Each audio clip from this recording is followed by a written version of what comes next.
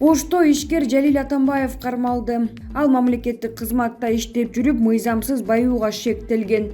Бул тууралуу 24 чекит КЖ агенттиги билдирди. Милиционер болуп иштеп жүргөн Атамбаев кымбат баалуу кыймылсыз мүлк сатып алып, жакын туугандарына каттаткан. Бүгүн ал кармалып УКМКнын убактылуу кармоочу жайына киргизилди, деп билдирди редакциядан. Булак медиа центр.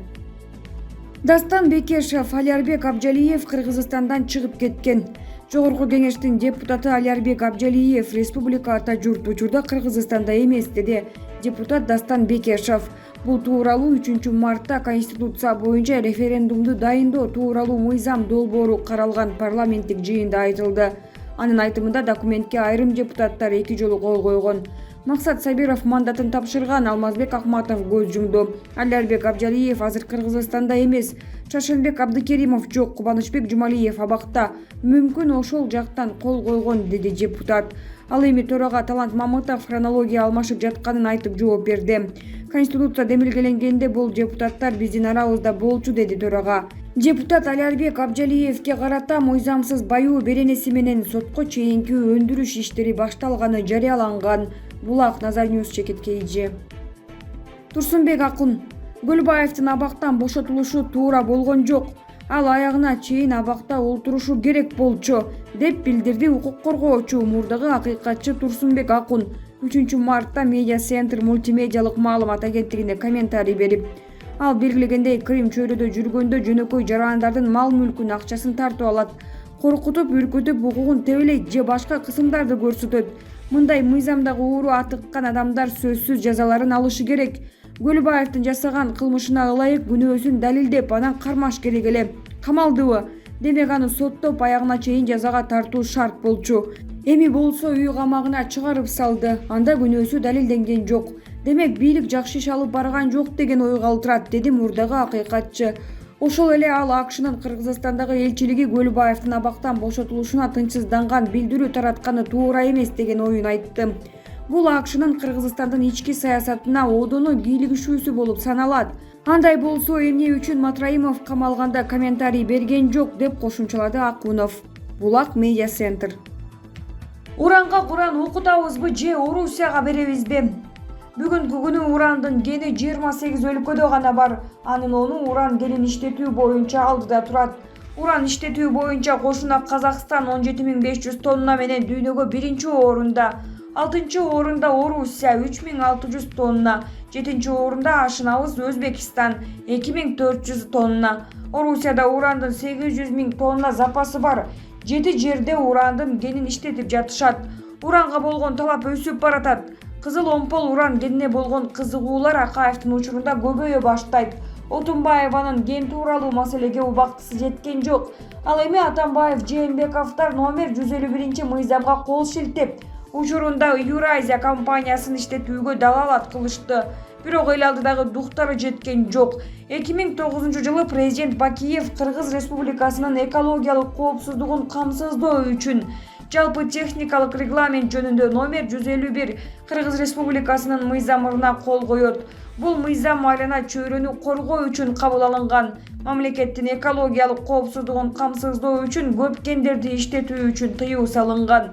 Экологиялык коопсуздукту камсыздоо үчүн Кыргыз Республикасында чарбалык жана башка объекттерде юридикалык жана физикалык тараптардын иш-аракеттерине, долбоорлоруна, иликтөөлөрүнө жалпы талап коюлуп, калкка зыян келтире турганы аныкталса тыюу салынган.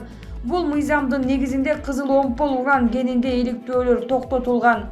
Кыргызстанда уран маселеси бүгүн гана чыга калган жок. Майлы Суу шаарындагы Миңгуш, Кажысай, Сумсар, Шекавтар, Кан шаарларындагы уран СССР убагында 1952 жылдан 1966 жылга чейин иштетилген.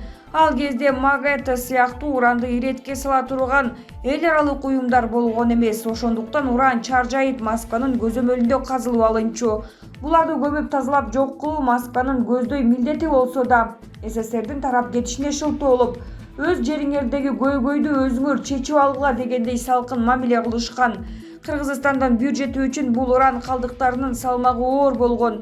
Арийне МАГАТЭнин кийлигишүүсү менен Ростом урандардын калдыктарын жоготууга көңүл бура баштаган. Улуу ата мекендик согуш ортолоп калганда эле дүйнөлүк лидерликти талашып, СССР, АКШ, Германия атом бомбасын чыгаруу үчүн уран кенине кызыгуулар күчөтүлгөн. Ал кезде ит талаган түлкүдөй кылып Кыргызстандын Майлы суу шаарындагы Миңгуш, Кадесай, Сумсар, Шекавтар, Кан шаарларындагы уран кенин казып алышып, көмүмүш болуп кетип калышкан. Ушул СССРди калтырып кеткен калдыктары бүгүн кыргыз элинин жүрөгүнө кадалган оор дарт болду. Азыркы учурда уранды иштетүүнүн жаңы ыкмалары колдонулат. Уран чыгаруу боюнча эки жолу бар. Биринчи ачык, экинчиси жер алдында иштетүү. Ачык жолунда уранды иштетүүдө байытуунун гравитациялык деп аталган ыкмасы да колдонулат. Гравитациялык ыкмада пайдалуу гендер, химиялык заттар колдонулбастан алынат.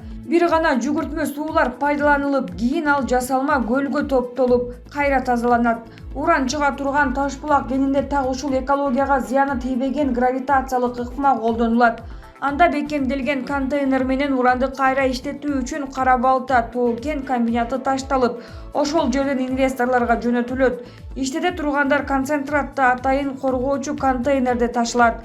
Бул айлана чөйрөнү булгоого жол бербейт. Балким бул тууралуу экологдордун сөзүн угуп көрөбүз. Уран тууралуу экологдор эмне дейт?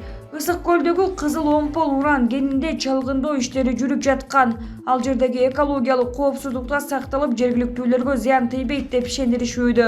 Кыргыз Республикасынын экологиялык коопсуздугун камсыздоо үчүн жалпы техникалык регламент жөнүндө номер 151 Кыргыз Республикасынын мыйзамы актуалдуу.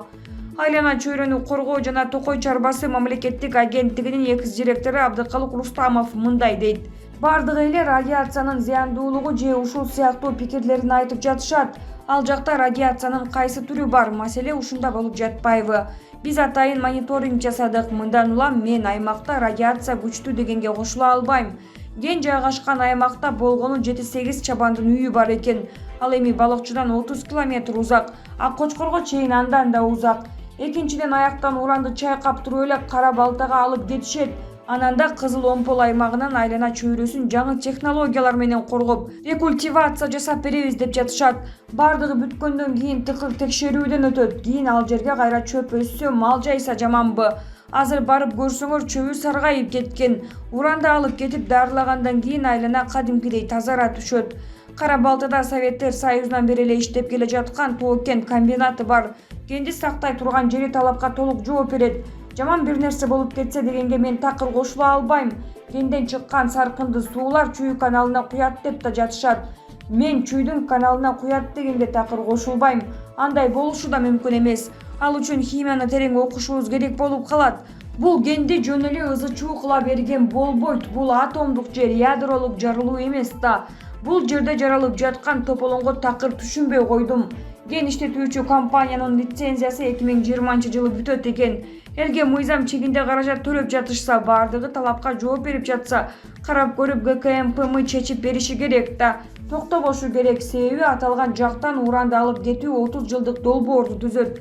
Бардыгы талапка ылайык иш алып барышат, радиацияны эч ким көрбөйт. Же кармап жыттай албайсың. Болгону каражаттын жардамы менен иш жүргүзүлөт. Уранды чыгарып кеткен соң ал жер кадимкидей тазарып калат. Бул ошол кездеги айлана чөйрөнү коргоо жана Токой чарбасы мамлекеттик агенттигинин директору Абдыкалык Рустамовдун пикири. Кыргыз Республикасынын ал кездеги биринчи вице-премьер-министри Кубатбек Боронов: мен расмий түрдө айтып жатам, уран кенин иштетүү жабылды. Компаниянын колунда уран кенин иштетмек турсун чалгындоо жүргүзгөнгө да акысы жок. Лицензияны кайтарып алдык. Уран тууралуу булгуп жаткан маселелер ачыкка чыгып, азыркы убакта кыргыз элин кыйла удургутуп барды.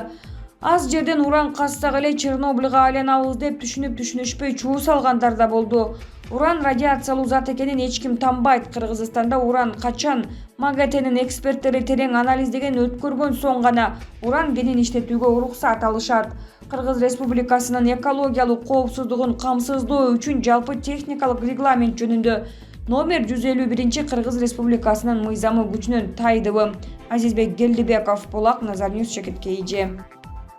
УКМК Баткенде 40 тонна күйүүчү майларды мыйзамсыз ташып бараткан жеринен жүк ташуучу унаалар кармалды. Күйүүчү жана майлоочу майлардын аткезчилик жол менен ташылганы аныкталды. Бул тууралуу УКМКнын маалымат кызматынан билдирди. Ага ылайык 1-мартта Баткен облусунун Лейлек районунан күйүүчү майлоочу материалдарды мыйзамсыз ташып бараткан жеринен 4 жүк ташуучу унаа кармалды. Такталган боюнча кармалган унаалар күйүүчү майлоочу материалдарды мыйзамсыз ташуу үчүн контейнерлердеги идиштер менен атайын жабдылган. Айдоочулардын жүк ташуучу унаалардын аты жөнү такталган документтери болгон эмес. Табылган контрабандалык күйүүчү майлардын майдын жалпы көлөмү 40 тоннадан ашык болгон. Белгилей кетсек, коңшу республикалардын биринин жарандарына таандык кармалган унаалар аткезчилик ишин жашыруу үчүн кыргыз мамлекеттик номерлерин мыйзамсыз колдонушкан. Учурда бул фактыга тиешеси бар адамдарды аныктоого багытталган иш-чаралар жүргүзүлүүдө.